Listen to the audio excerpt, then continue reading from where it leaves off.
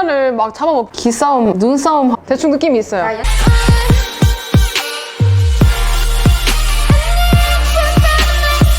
네, 안녕하세요. 저는 이후 회원이기도 하고 대구 청년현대은행 DDM에서 사무국장으로 활동하고 있는 임아현입니다. 반갑습니다. 오늘 제가 추천할 책은요, 이 책인데요. 미쳐있고 괴상하며 오만하고 똑똑한 여자들. 책에서 20, 30대 여성들의 우울증에 대해서 좀 주목하고 있는데요. 왜 여성들의 우울증에 대해서 좀 다뤄야 하느냐에 대한 질문은 90년대에 겪었던 IMF 이후로 가정에서 일어난 여러 가지 불화와 폭력들이 20, 30대 여성들에게 좀 어떻게 영향을 미치고 있고 그 영향이 현재 여성들의 어떤 우울증이나 이런 부분에 대해서 좀 어떻게 관련되어 있는지를 좀 들여다보고 여러 가지 다양한 사례들을 통해서 어떻게 보면 여성들의 고통 그리고 여성들의 눈으로 좀 세상을 바라보는 연습을 하는데 좀 도움이 될 것 같은 책이라서 오늘 좀 추천하게 되었습니다.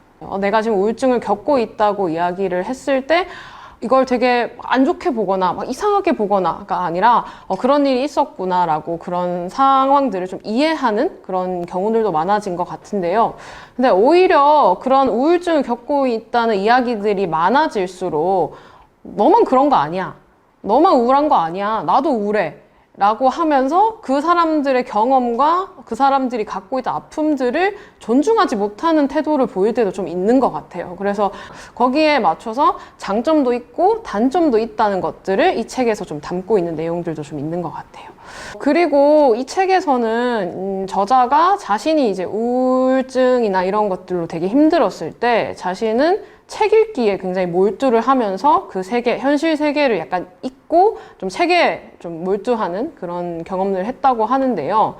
저한테는 그런 게 음악을 듣는 거였어요. 그래서 제가 예전에 10대 후반, 20대 초반까지 음반을 이제 앨범을 한 500개 정도를 모았었어요.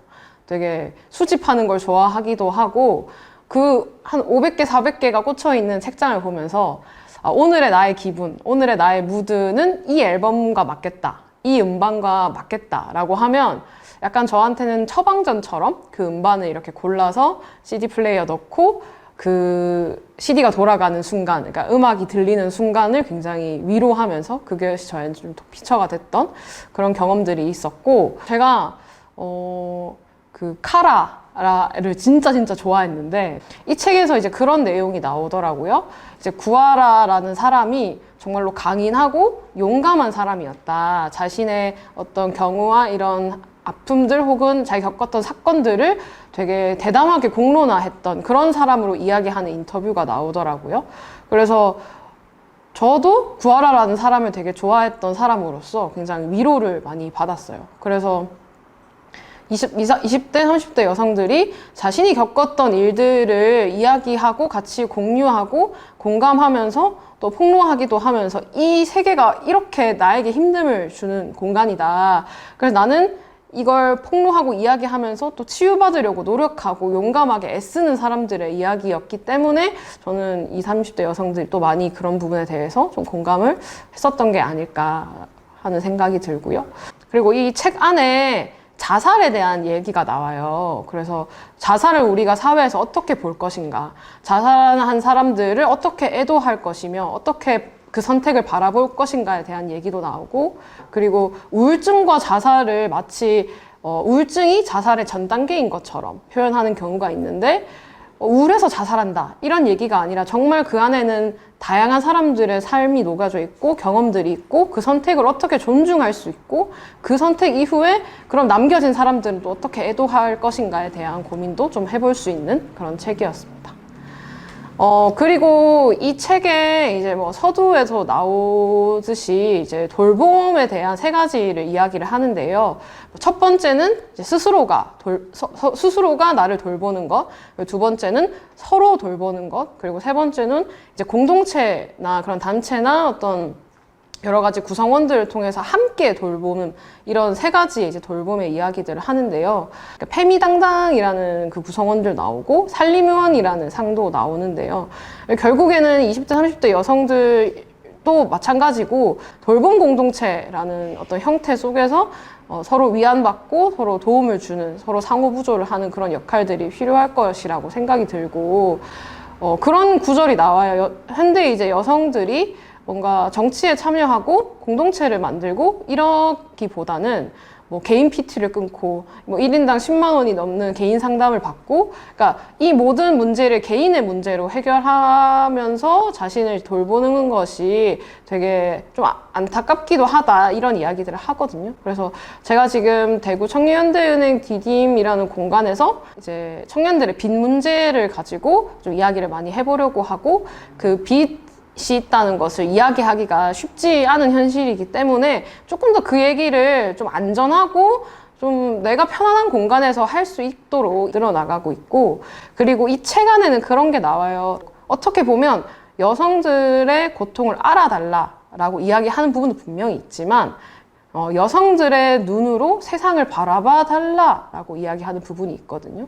제가 이제 활동하고 있는 대구 청년현대은행 디딤에서도 단순히 청년들이 이렇게 힘들다는 거를 이 고통을 알아봐 달라, 이 부분을 좀 넘어서서 청년들의 눈으로 세상을 한번 바라봐 달라, 청년들이 이런 고통과 아픔과 현실의 어려움을 이야기할 때 나도 힘들어, 너네는 뭐 세상이 이렇게 변했는데 뭐가 힘드냐 라고 생각하기 전에 한 번 더 청년들의 시선에서 청년들의 경험을 통해서 세상을 좀 바라봤으면 좋겠다, 이런 생각을 하면서 뭐 저희 나름의 돌봄 공동체를 만들어 나가고 있고요. 이 책에서도 결국에는 이야기하고 싶은 것이, 한 번쯤은 20, 30대 여성들의 그 우울감이나 그런 힘듦의 경험이 왜 그럴까? 그러면 그 사람들 눈을 통해서 한번 세상을 좀 바라보면 좋겠다. 그렇게 한번 이 책을 읽어주셨으면 좋겠습니다. 이제 9장의 회복에 나오는 내용이고 거의 마지막에 나오는 내용인데, 젊은 여성들의 우울증을 탐색하는 것은 고통에 대처하는 새로운 문화를 찾아나가는 일이라고 생각한다. 위기 상황에서 새롭고 자발적인 연대가 이루어지고 타인의 고통을 폄훼하거나 섣불리 지워버리지 않고 취약함을 공유하고 내보이는 것, 상실한 것을 충분히 애도하는 것. 그러기 위해서는 폐허 위에서 다시 시작해야 한다. 다른 무엇도 아닌 고통이 그 모든 과정을 가능하게 했다면, 고통을 그렇게 이해할 수 있다면 나는 그제야 나의 고통을 자랑으로 여길 수 있을 것이다. 또 불러주세요. 안녕.